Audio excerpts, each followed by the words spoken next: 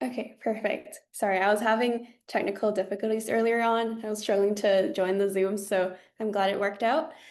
So yeah, thank you for the introduction. I'm Bernice. I'm currently second year at Queen's. Really happy to work with a Bright Doctor, and I also presented last year.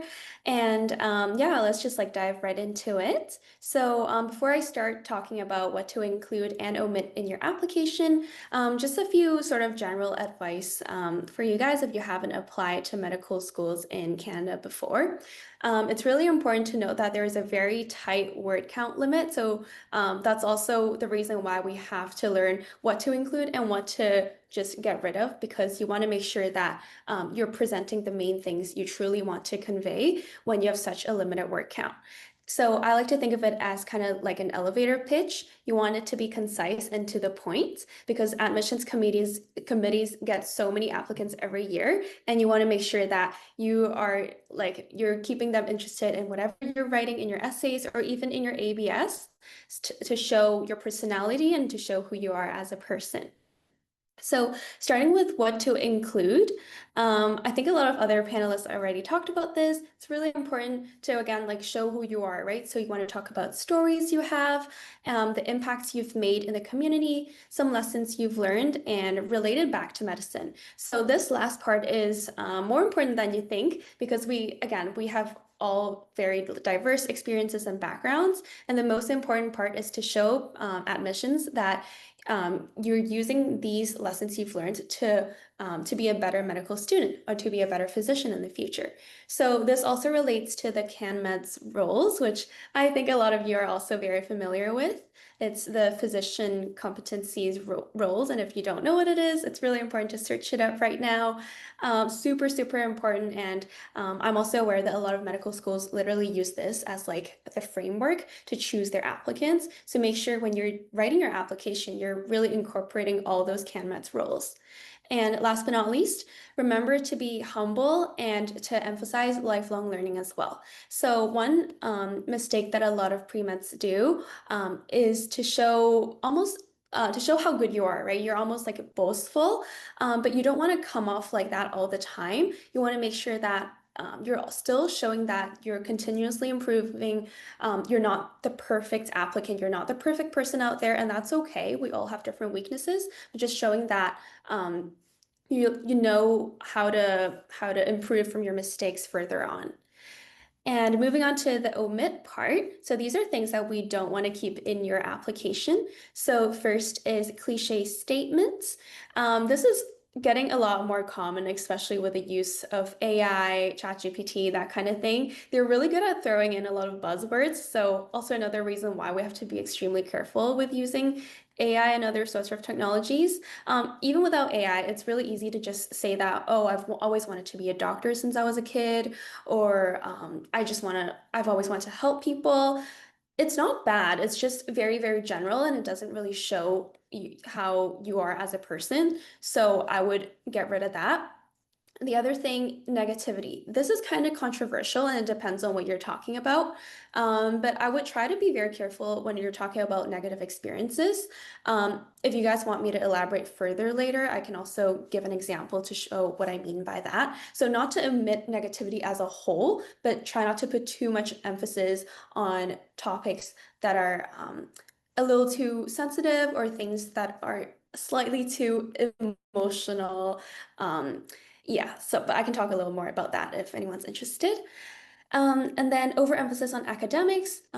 This is again getting more and more important, especially in Canada. A lot of med schools have switched to a more holistic view of assessing applicants. So you want to make sure that your application in general, it's not just talking about how good you how great your GPA is, how great your research is, but also touching on other parts of life. Irrelevant details. Yeah, that's pretty self-explanatory. And the last, insignificant experiences. So I know a lot of people, when it comes to filling out the OMSAS applications, there's like 32 entries, right? And you try your best to fill in as many as possible, which is okay. But at the same time, think about how significant an experience is. Like if you've only done like a random volunteer job at like a food bank, for like 2 hours, maybe not a job, like a volunteer like position, 2 hours, chances are you might have learned one like a thing or two, but it's not significant enough to show that this is almost like life changing. So if you're like having difficulty with choosing experiences, again, this is personal, but I personally think it's more important to choose something that is more long term and shows that you have more commitment rather than choosing one single experience where you only took like 1 or 2 hours doing. So yeah, that kind of wraps up my little spiel about what to include and omit.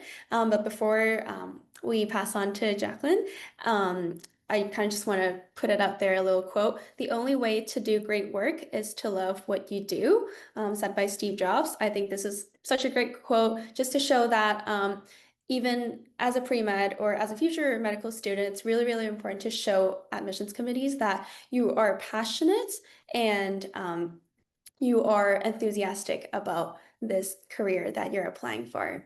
And yeah, let me know if you have any questions. Yeah, so thanks, Bernice. You gave a lot of really great tips about what to include and omit, especially for the OMSAS application, where, yeah, you do have 32 entries. And so I think that what I really wanted to drive home in terms of my part of the presentation is I'm attending U of C. And for those of you who are not yet aware, U of C does this thing called Top 10 Experiences.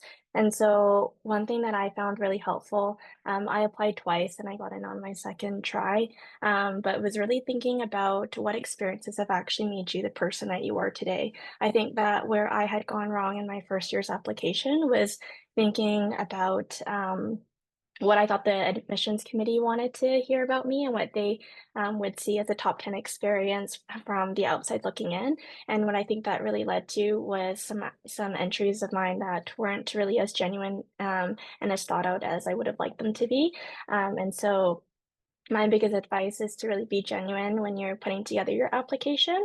And you should be including things like experiences and hobbies and your interests and your passions. Like it's really important to go in with a really well-rounded application. And I think that something that admissions committees are looking for is to know that you also know how to be a human outside of medicine and outside of academics. So med school can be quite stressful. And so knowing that an applicant coming in, that their life doesn't necessarily revolve around medicine, I think is a positive.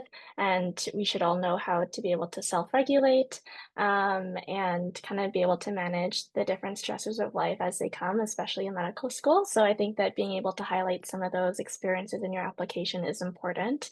And then weaving in Bernice's thoughts in terms of making sure that you're kind of able to speak on the CanMed roles when you do those entries as well. And yeah, so kind of like in the bottom there, it's where it says, what do you want to share about yourself versus what do you think the admissions committee wants to hear? That is something that I think will make a huge difference in your application. And I think that a lot of the times pre-meds will ask like, oh, like what should I do to buff up my application and all that stuff. And I think probably a lot of the times as well, the answer that they get is, do what you love and do what you're passionate about because it truly does make a difference when you're applying and when you're writing about those experiences. I think that people can really see through those entries that are really cookie cutter experiences and that you don't really have a true passion for. So making sure that you're really genuine about those entries, I think can actually give you an advantage. And I think that it helps you apply knowing that you put your best foot forward and that your application is truly reflective of who you are. I think nothing is a worse feeling than submitting an application that doesn't truly reflect who you are. And whether you get in or you don't get in with that application, it's just a bit of an icky feeling because A, you're either going to have to keep up that persona for the rest of med school, or B, you submitted an application where you're like, yeah, that didn't really reflect truly like who I am and what I wanted to share with the admissions committee. So I think staying true to yourself in this process is something that's really important.